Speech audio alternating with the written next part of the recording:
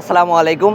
হাসলে মন ভালো থাকে, হাঁটলে মন ভালো থাকে, ছোটদের সাথে চললে মন ভালো থাকে, বড়দের সাথে চললে মন ভালো থাকে, বুড়াদের সাথে চললে মন ভালো থাকে, বুড়িদের সাথে চললে মন ভালো থাকে, বাচ্চাদের সাথে চললে মন ভালো থাকে, সমস্ত মানুষের সাথে চললে মন ভালো থাকে। আসলে কথাগুলো এরকম বললাম কেন, আমরা আমাদের বয়সী যারা তারা অনেক সময় হুদাই কোনো কারণ ছাড়াই একা একা হতাশ।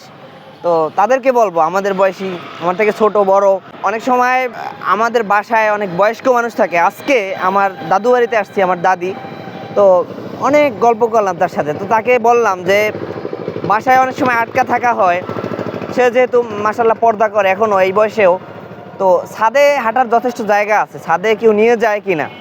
তো দাদি বলল না, ওরা সবাই সবার মতো থাকে। আমি বললাম আচ্ছা ঠিক আছে, আজকে ছাদে নিয়ে যাব। বা মাঝে মাঝে ছাদে যাওয়ার মতো অনেক সময় দেখবেন মুরব্বীদের, তাদের সাথে কিন্তু কেউ এরকম কথা বলে না, তাদের সাথে ফ্রি হয় না।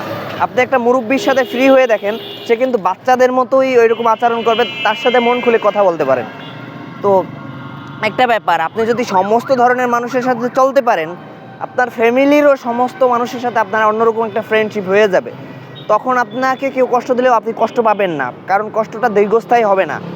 আর এই কষ্টটা দীর্ঘস্থায়ী, কেউ যদি কষ্ট দেয় আপনাকে, সো সেই কষ্ট দূর করার জন্য আপনার কাছে যদি ওষুধ থাকে, আপনি যদি জানেন এটা দূর করার, মানে সবার সাথে হাসি খুশি থাকার চেষ্টা করবেন, সবার সাথে মিশবেন, মন খুলে কথা বলবেন, তখন এমনিই আপনার যে কোনো বিষয়ে কষ্ট লাগবে না।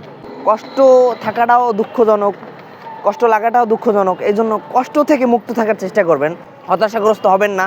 তখন দেখবেন যে তেলাওয়াত করবেন তাও ভাল লাগবে, কোনো একটা নাশিদ গাইবেন তাও ভাল লাগবে, কোনো একটা কিছু ভাববেন তাও ভাল লাগবে, বসে বসে কবিতা লিখবেন তাও ভাল লাগবে, তখন পড়তে বসলেও ভাল লাগবে।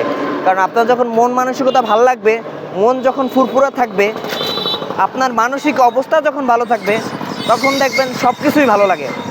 আর সব কিছু যখন ভালো লাগবে, তখন যদি কোনো কারণে আপনার মুখে রুচিও না থাকে, ওই খাইতেও ভালো লাগবে, তো রুচিও অটোমেটিক হয়ে যাবে।